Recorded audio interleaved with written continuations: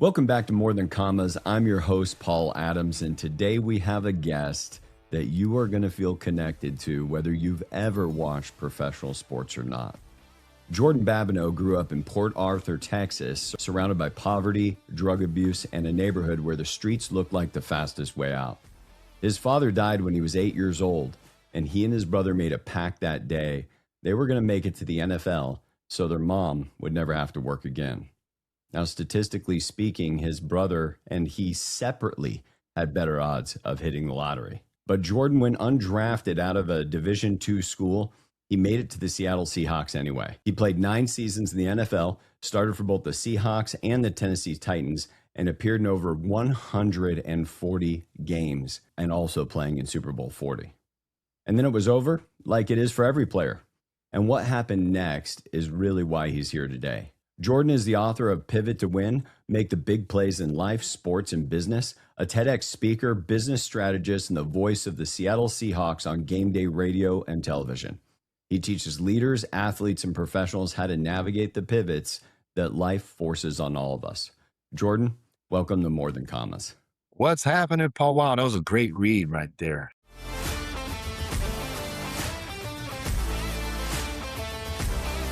You know, it's so good to have you here and connect, but I want to start going all the way back. You know, people, we may have a lot of people listening that just didn't grow up as rough as you did. And maybe give us a little snapshot of what it was like growing up, and then what got football on your radar as what sounds like the way out of that. The origin story starts in Southeast Texas, in Port Arthur, where, really, as you said in the intro, was, a tough environment to grow up in, where most of the town was supported by government assistance. The working household medium was at or around $30,000, which was really a challenging time for a single mother who was raising 5 kids, especially 4 boys who ate everything that came into the house. Oh, yeah. My brother and I, we're 11 months apart. So you know what that meant. We competed against each other in everything. I mean, anything he wanted to do, I wanted to do better. You mentioned my father passed. I was 8 years old when that happened. It was the biggest, I think, pivot that I had a chance to see again in life. And that was watching my mother navigate her biggest transition. I think the greatest thing to share about that is how the story ended, at least a portion of it. 5 kids raised on their own, all who graduated high school, all who graduated college, and 2 sons that played over 20 years in the NFL combined. And look, this isn't a story about Jordan Babineaux. This is a story about resilience, perseverance, and refusing to let circumstances define the outcome. And that person was my mom. So the story really starts with her in terms of embedding kind of what those key characteristics and life skills that I watched her display that I think became a component and a part of who I am today.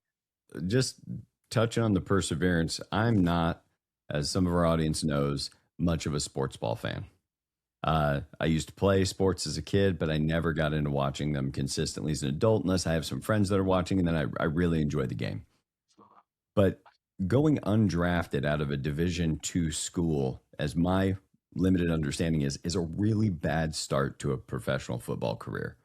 Like, how do you go from being undrafted, which I think is the end of a lot of people's careers, to then ending up on the Seahawks? Like, I mean, mechanically for the non-football people, how does that happen? And then kind of what was going on with you that had you just stay head down pursuing toward your aim?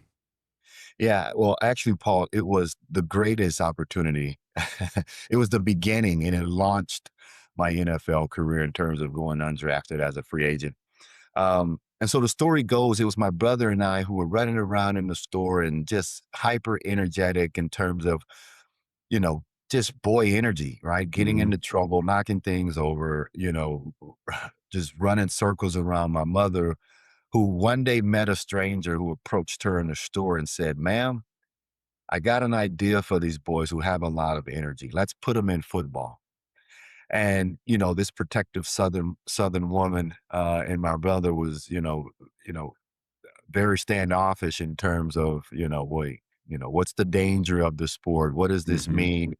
How much does this cost? I mean, affordability, I mean, it's still a barrier for youth sports today. And, somehow, some way, I think with the help of the community and church members and even fundraisers, we were able to raise money to get equipment.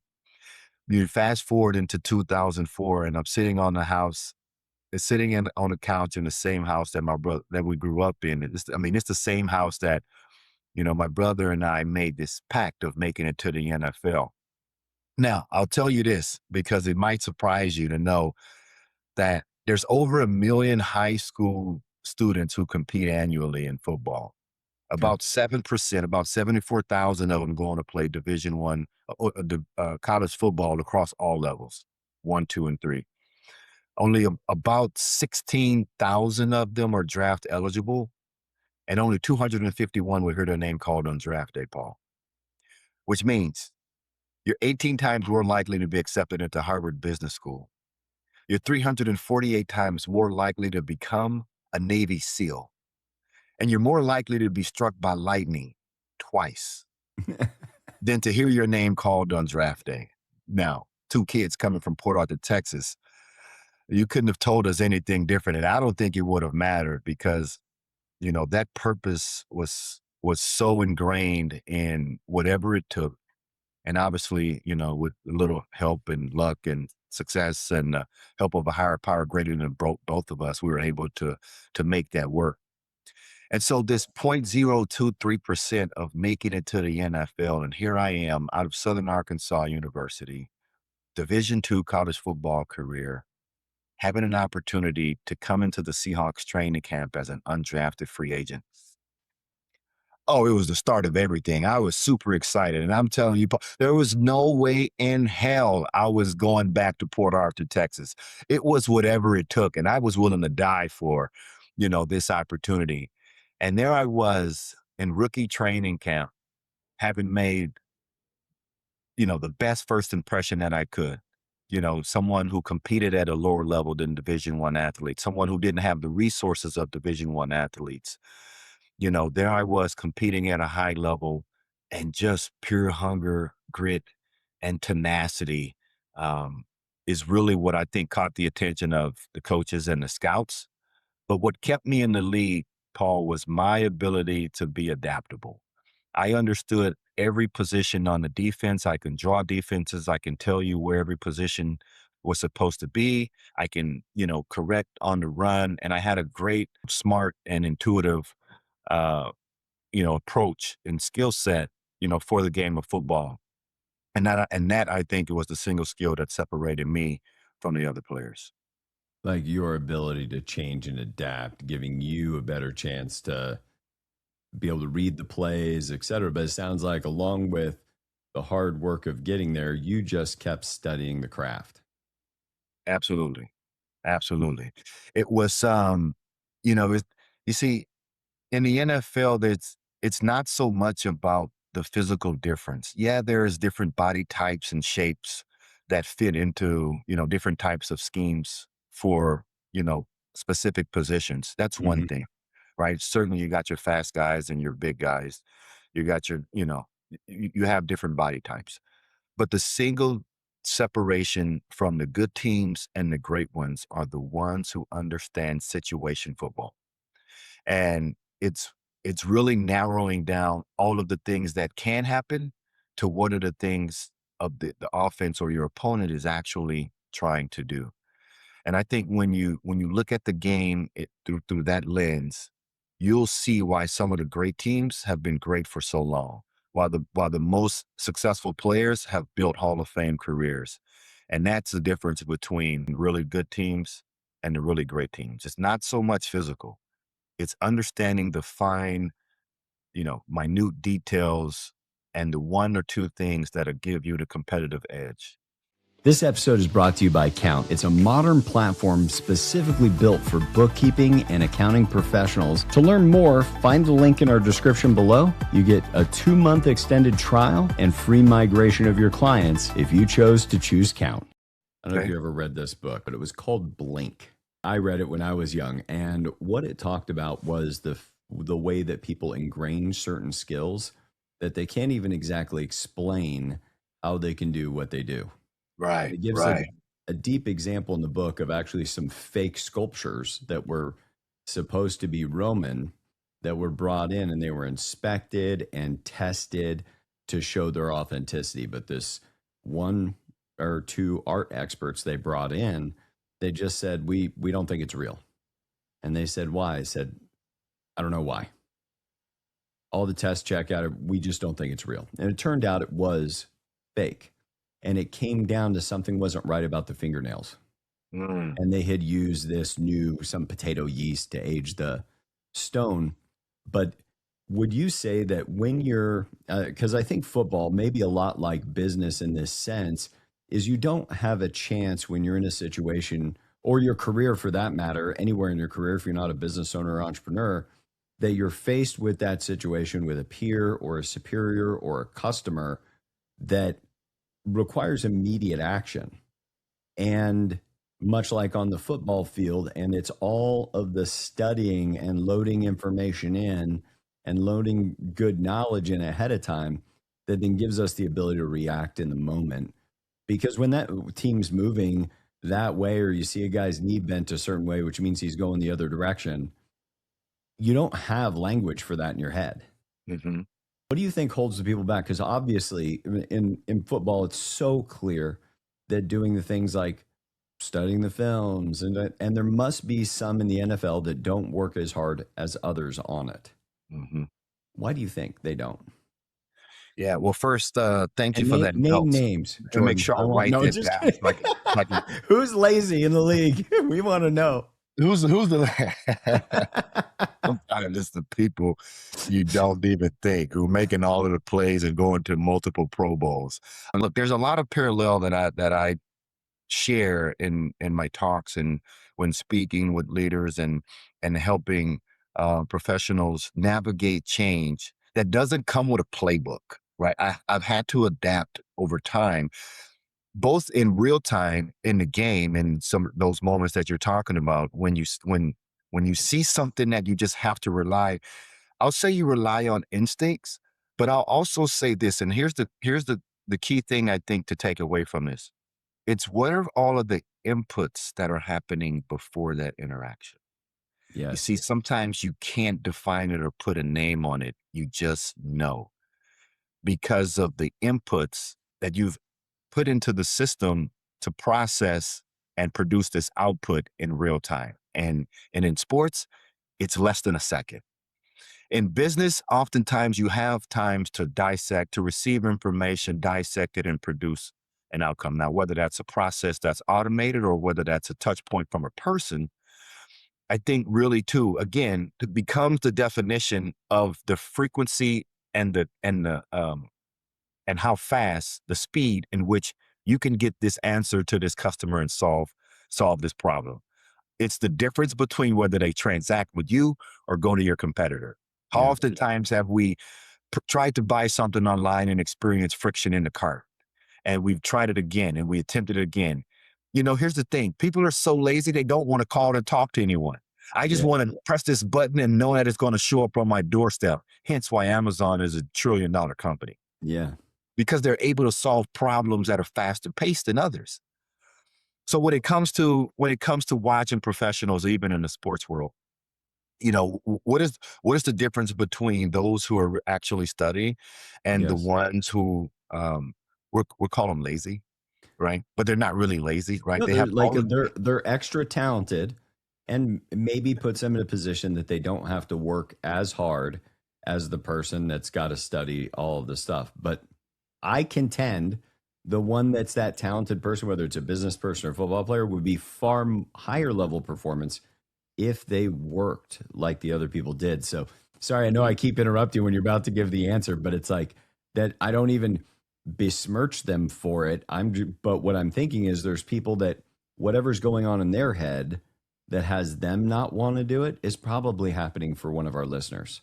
You know what Of it like, is? what's the switch I need to kick that puts me and makes me just more rigorous and serious about my game of career, like I would the game of sports if I was playing at that level.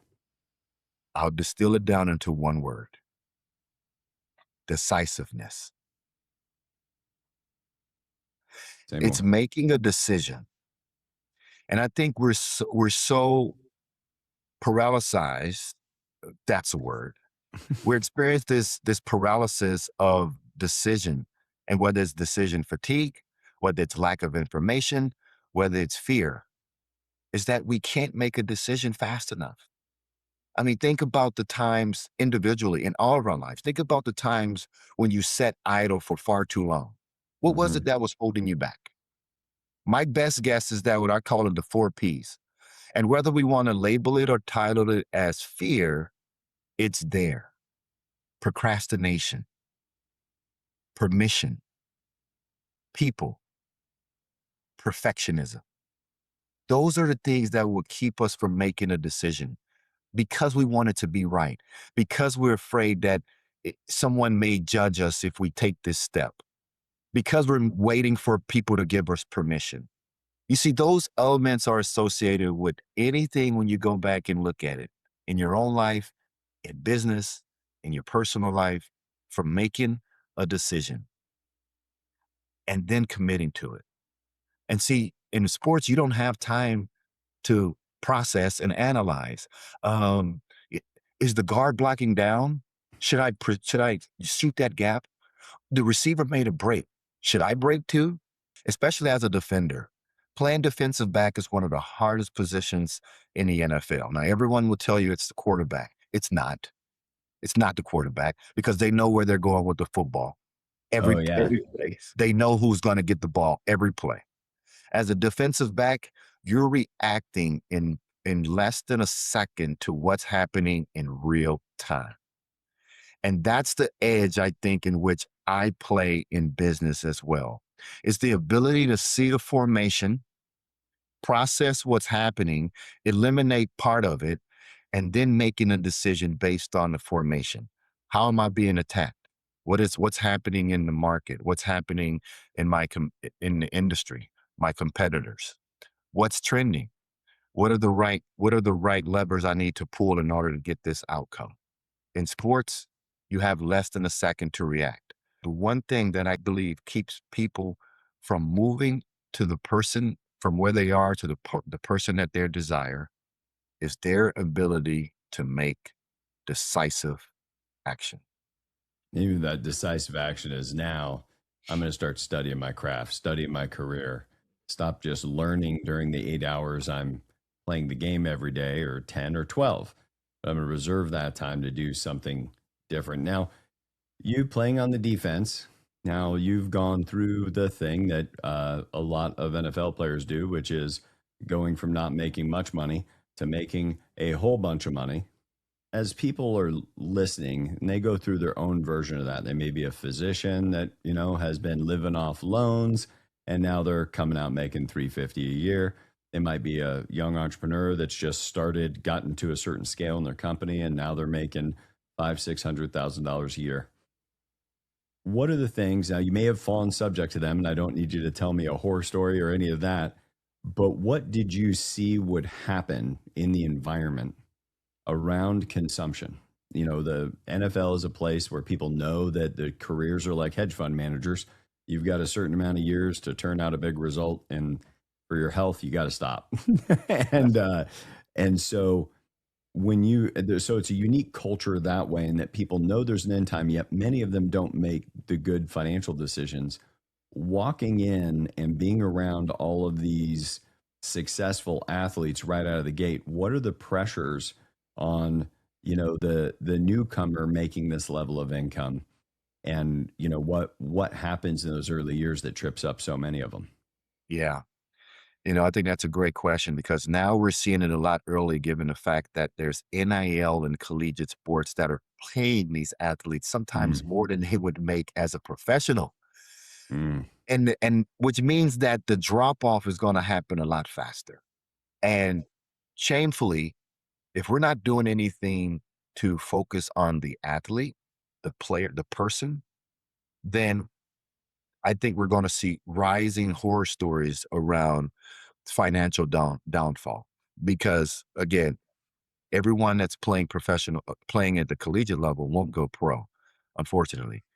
And what I think and what I saw and look and was a part of it, like you get caught in the wave. I mean, you got guys that are making, I mean, now they're making, geez, $70 million a year, all the way down to the person who's making, 700,000, right? But you got the 700,000 player who's buying and living like the $70 million player, Yeah, they're all right? in the same cubicles. Yeah, He's as an office space, playing it's like like the guy locker room making league. 70 is right next to Yes, the guy making 7 because that's their lockers. yes, yes. That's the environment. And so again, it's the status thing of, players getting caught up in the lifestyle of other players' lifestyle. And it's a wave because one of the things, about playing professional sports is accessibility. It's easy. And again, with the way our technology has advanced mankind is that you can buy a car with the click of a button and they'll ship it to you. It'll show up at your doorstep. Yeah. It's the convenient factor is at a whole new level. So I think the biggest thing that I think would help any athlete or anyone listening who are, transitioning out of, one level of income to a new level is financial infrastructure. And it's something that I think business owners have had to learn both through failure and, watching other success stories. But I think the financial infrastructure of individuals is the one key component to that will help prevent a lot of, the downfall and the horror stories and the 80% of, players experiencing financial stress less than 5 years after leaving the game of any game, even sports in general. You understand this better than anyone. Protection, building a life, and then being able to sustain it. Living under your means for periods of time and sacrificing today's impulse buys for tomorrow's long-term financial comfort. And there's far too many examples of both sides of the coin that if we're not learning from, you know, horror stories or past events or historical markers, then we're just going to continue to see a downfall. Except this time it's going to happen a lot faster, given that college players are making a lot more money these days. Yeah, you'll have, like, young people that would never have a chance because they wouldn't get drafted or get onto the NFL. They would have never had the crash out. Now they're gonna have sponsorships and stuff happening in college, making a bunch of money, and then getting the fallout. So you have a whole new class of fallouts who will be then, like the rest of the young people trying to make it on social media. But I'm suffering from early onset fuddy duddy, Jordan. So I would just want to yell at people, get them off my lawn anymore.